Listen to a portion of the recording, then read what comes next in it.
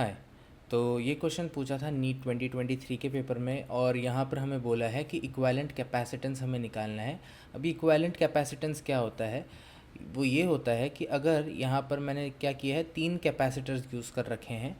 अगर मुझे इन तीनों को हटा के सिर्फ एक कैपेसिटर यूज़ करना होता तो मैं कितने फ़ैराड का यूज़ करता है, कितने माइक्रो फ़ैराड का यूज़ करता, वो मुझे फाइंड आउट करना है यहाँ पे। तो अब इसको सॉल्व कैसे करते हैं?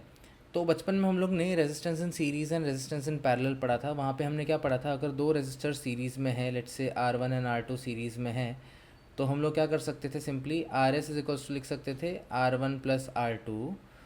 ऑन दी अदर हैंड, अगर दो रेजिस्टर्स को मैंने पैरेलल में लगा दिया, वही R1 एंड R2 है, पर इस बार किस में लगे हैं, पैरेलल में लगे हुए हैं, तो हम लोग क्या करते थे, वहाँ पे लिखते थे 1/RP is equals to 1/R1 plus 1/R2। इसी का दूसरा फॉर्म क्या था, हम लोग ऐसे भी लिख सकते थे RP is equals to R1 R2 upon R1 plus R2। तो ये शॉर्टकट फार्मूला था। बेसिकली इसको एलसीएम ले लोगे तो ये वाला फार्मूला आ जाएगा, ठीक है। तो ये दो फार्मूले हम लोग ने वहाँ पर पढ़े थे।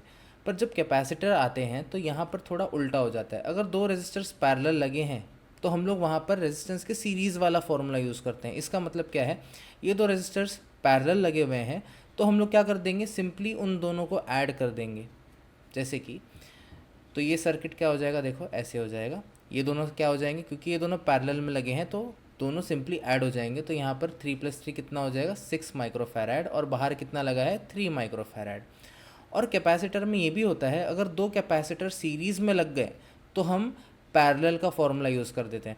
तो कैपेसिटर इन सीरीज़ लगे हैं तो हम लोग लिखेंगे तो कैपेसिटर इन सीरीज़, पर हम लोग फॉर्मूला कौन सा यूज़ करेंगे, पैरेलल वाला। तो हम लोग यहाँ पर क्या लिखेंगे, C1 C2 upon C1 plus C2। अब यहाँ पर बोलोगे C1 क्या है, C2 क्या है, तो इसको हम लोग C1 ले लेंगे। और ये जो रिजॉल्व हुआ है यहाँ पर, जो 6 माइक्रोफैराड मिला है, उसको हम लोग क्या ले लेंगे, C2 ले लेंगे। तो C1 कितना है, 3, C2 कितना है, 6 अपॉन 3 प्लस 6। तो 6 3 ज़ा 18, 6 + 3 9, 9 1 ज़ा 9 2 ज़ा, आंसर कितना आ गया हमारा, 2 माइक्रोफैराड। तो option D is our correct option, ठीक है।